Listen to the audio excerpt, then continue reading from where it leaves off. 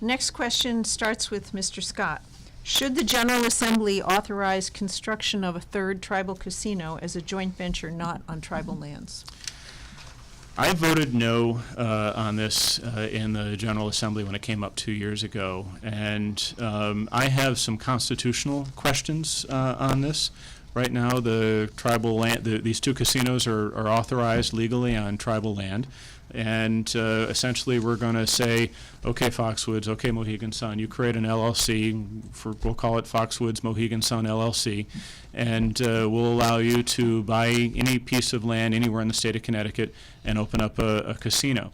I think that invites lawsuits by the other casino moguls out there, whether it be somebody like Bally's, and I think we run the risk of having casinos in places where we didn't intend them to be, because we're basically allowing the tribes to do something that has some grave constitutional questions, and I want to see that cleared up before I could support something like this. I also have concerns about the viability of expanding casinos in Connecticut.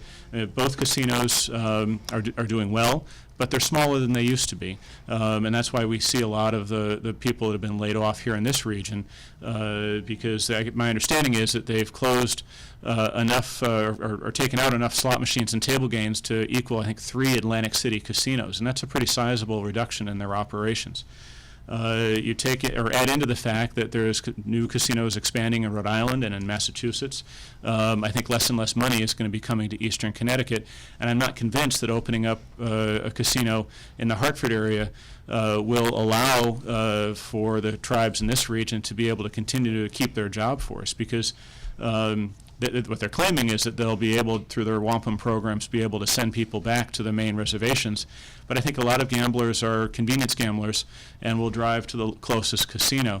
I think it's also important to note that the Springfield casino has been reduced. The original plan was this ginormous palace, and it's been reduced from a multi-story building to something like a 7-story, much smaller, much less of an impact of what they originally planned. And I think it's because the money just isn't there anymore for expanded casino gambling.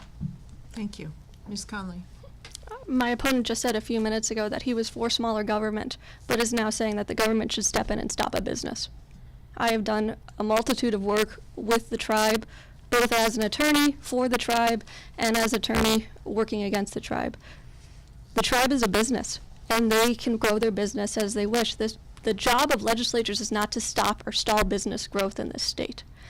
Of course, with any new business expanding, there are concerns about where it's to be located, but being from the Hartford County area, growing up there, I know of many, many large properties that are available right on 91, which are screaming to be developed. These are vacant properties that are screaming to have something in it. The Springfield Casino is great for that area. It is an area that is depressed with jobs. It is an area that has an awful lot of crime, and having jobs for local people is what the state of Massachusetts is doing, and it's what the state of Connecticut needs to be doing. Of course, any project, it needs to go through committees. I'm sure the legislatures up in the Hartford area will have say as to what their citizens do and do not want. But I am not going to step aside of our businesses, because they need to grow. And if a business wants to grow, I am with them. I think the question here is whether a casino, which in Connecticut has never been allowed on anything but tribal land, would open up a bunch of lawsuits or other issues for other potential competitors. You don't think that's a problem? That is why we have a court system. And these will be dealt with. But there is no reason to stifle business. One of our 2 major businesses in this county is Mohegan and Foxwoods. And as a legislator in that area, I will stand up with them to allow their businesses to grow. There are thousands of people who live in Groton and Ledyard who work at these places, in all walks of work, from low pay to high pay. And these people need jobs. They need jobs to expand. That's what Connecticut needs to get back on its feet again, is expansion of jobs. Thank you. Our next question is from Anne for Christine Conley.